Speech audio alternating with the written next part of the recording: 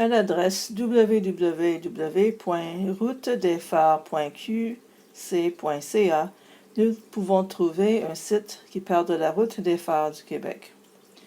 Un de ces phares se retrouve à Rimouski. On est dit, construit pour signaler la terre aux marins, les phares peuvent aussi annoncer la mer aux terriens.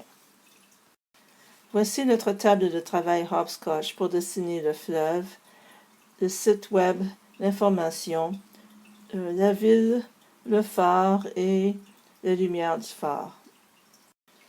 Nous allons positionner notre site web lorsque le programme commence en haut de l'écran.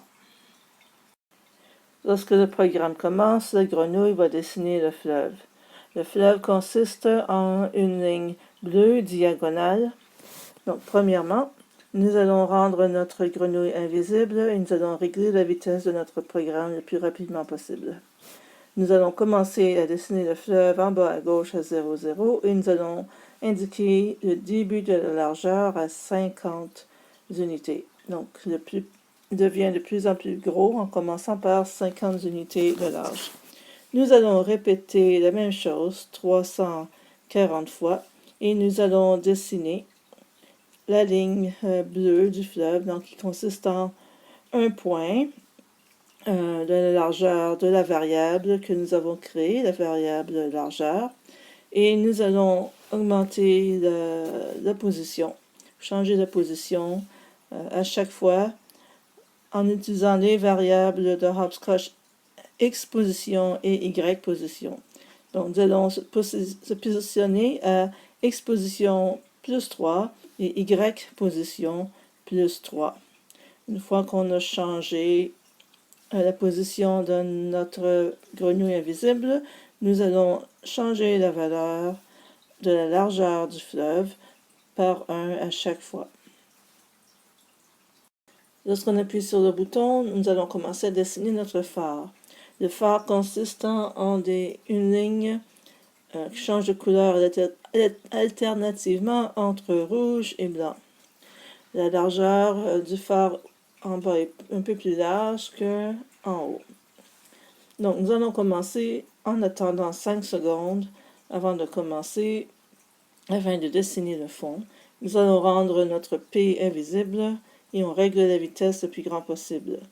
On indique l'endroit à lequel notre phare va commencer à être dessiné et la largeur de notre phare. Donc, la largeur va être contenue dans la variable WI, dans le width, ou la largeur du phare, et la largeur va changer en cours de route.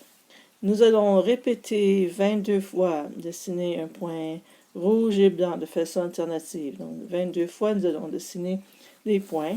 Donc, nous allons commencer par un point rouge de largeur WI, donc la variable de largeur.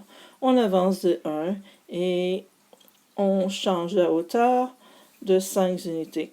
Ensuite, on change la valeur de la couleur, donc la couleur devient blanche.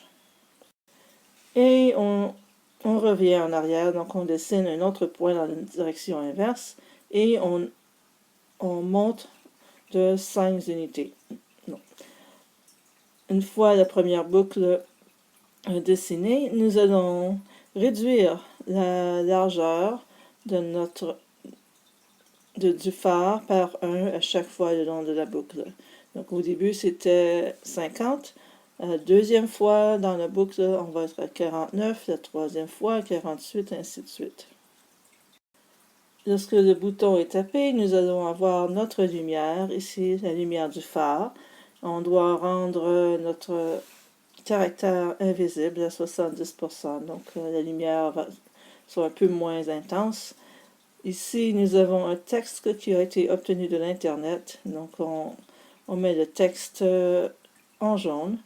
On règle la taille de notre phare, de la lumière du phare à 1000% et on tourne de 1 degré sans arrêt.